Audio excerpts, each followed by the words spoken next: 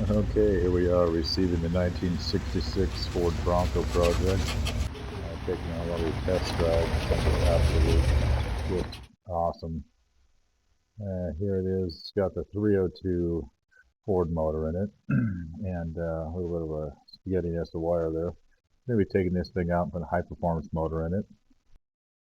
Here we got a set of Mickey Thompson original 15 by 10 on BF Goodwrench all-terrain tires. Here in the rear we got a 17 by 9 inch fuel wheel with the Cooper SSR 3517, both with a -40 offset. Here we got the Bronco sitting on the flatbed. Had to put the smaller wheels on it so it fit, and we were headed to the mechanic shop. We got the motor pulled out, and here we got our new blueprint design crate motor, 400 plus horsepower. And now that we got that motor out of the way, we get this thing outside in the sun where we can see what's going on. Everything always looks better in the shop under lighting. You get a project outside and put it under the sun, you will see everything. Last thing you want to be doing is showing up with your nice Bronco after restoring it to a car show outside and having people walk by shrugging their shoulders and pointing things out. And that's when it hits you. I should have took the extra time and got rid of all these crusties and just undesirables. And then, once you got all your stuff in here, it's just really too late. You're starting over. So that's what we're doing here. But this is absolutely a very solid project for the year. All this metal is mostly original. From what I can see, original. Other than the fenders up front, these are fiberglass replacements. They sell those. It makes it easy to do the cutout flare kit. Down here we got this hidden worn winch that sits underneath the bumper. Hidden controls. That's really cool. And here's our front clip. We got a couple original parts that are ready to be replaced. Looks like the paint's a little darker here, like more of a red color. And they indicate this front clip was changed at some point. It is an original part. You can see the number stamped in there. As you can see, I got the flares off of this. These fenders have been cut out for the flares. And that looks like a pretty clean job. Looks like the tire came up and bumped in the inner fender right there and buckled it slightly. That'll usually happen. You'll have quite big enough lift. Here we got some original orange paint coming through and a lot of seam sealer and drip check just shoved in there. It looks really nasty, but once we start chipping that out of there, you'll see that it really protects everything quite well. Okay, we got a rattly tire jack here. Just fix that real quick with the ARB rubber bump stop there. Easy fix. You'll be wondering what that rattle is forever. There it is. Here we got some more drip check. Here's where the doors bolt on. As you can see, these little pieces of metal here, that's what's holding the half doors on.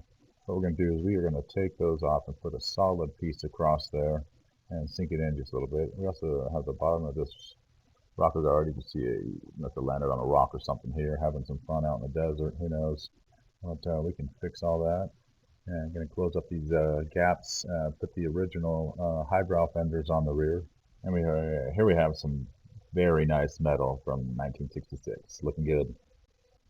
And here we got some openings. Looks like somebody may have cut these out for some over-the-frame header exhaust or something wild like that. And inspecting the inner fenders, these are actually in pretty decent shape. All solid metal. As you can see, these are looking really good under the fenders. You can scrape all that stuff off. All this looks pretty decent. Just going to try and continue on and scrape this stuff off and get down to the original orange paint. You really got something if you can get down to the original orange paint. Looks like we just got a layer of silver here. This is the windshield area. We're going to strip all that paint off of that hinge and get all the drip check and sealer out of here and get down to that original metal. Look at this windshield operating up and down. So what a lot of guys will do is they don't like the lowbrow fender, so they'll cut them out and do the cutout flares to get rid of that lowbrow and give you a highbrow look. I'm assuming that's what we have going on here. And here we got the half door inserts. As you can see, the fiberglass right here, there's nothing really holding it. So every time you step down on there, it's going to smash down. It's going to crack everything out. Yeah, so I'm going to build some blocking to go in there to keep that nice and tight. Same thing here. We'll do some blocking and filler to keep it firm and in place. And here we're looking at the roll bar mount in the front. We got 2 bolts going there. And what we want to do here is clean this up and put a nice plate of steel here, and then take and weld a nice 3/8 inch metal bat wing going from that all the way over to the frame and mounting on the frame. Also cleaning up this little bit of metal here on the bottom and reinforcing it so it's nice and strong. That way you got your frame and your roll bar and your body mount all in one spot, and you're going to be nice and safe as a kitten here. Okay, now here we're looking at the bottom of the half doors. What we want to do is take a solid piece of steel across here and fill in this gap. That way you got those half doors can sit down on it, you can step on it, you can sit on it, not going to smash down and be all hokey and breaking up the paint and whatnot. And then what we'll also do is we'll crib up these ends, insulate them. You got no less noise, and this is where we're going to put your tower speakers. You got your 6.5, you got your 4-inch speaker, and you got your tweeter going in here. It'd be a nice little speaker tower. Take advantage of this sheet metal and do something with it. And once you get your seats back in here, these speakers are practically hidden. And I do see here on the passenger side there is an opening here, unlike the driver's side, that would be perfect side for running a Alpine SP8 active sub.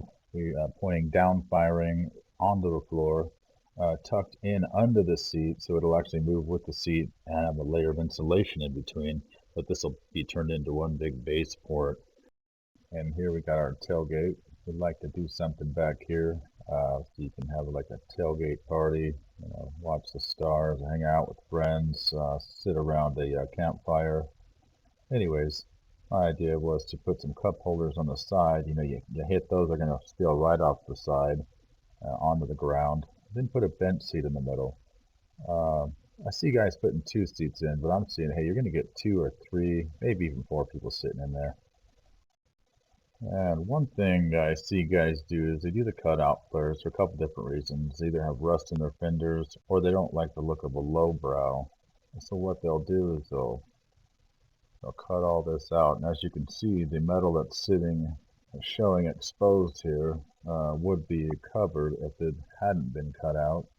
So what I'd like to do is order some brand new highbrow rear quarters and install those here. I know it seems like a lot, but once you do a cutout flare, there's no going back. So unless you want to go all the way, so that's what we're going to do here: is go all the way with brand new quarters and brand new front fenders, all with the original shaping and no cutout flare going on here. And here we're getting into the stuff that normally people do not like to do, because this is hard knuckle busting work, but all the reward is so plentiful. Here we are down to real good solid metal that hasn't seen the light of day in 50-60 years. This is really a good sign. We're not seeing any rot, anything weird, just a lot of layers of grease and dirt. As you can see here, that orange paint from the factory is in outstanding condition.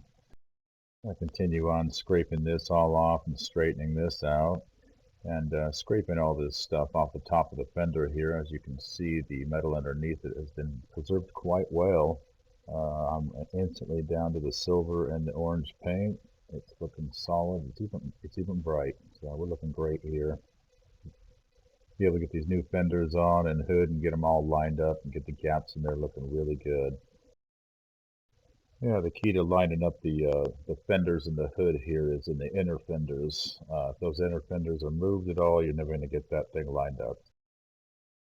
Yeah, we'll make sure we get this tack welded back on, get everything straightened up, all the dents out. As you can see, there's some ripples in here we got to get taken out. Mainly continue on with all this scraping, get all this off down to the orange. We'll come across the front, the windshield area, and the inner fenders here.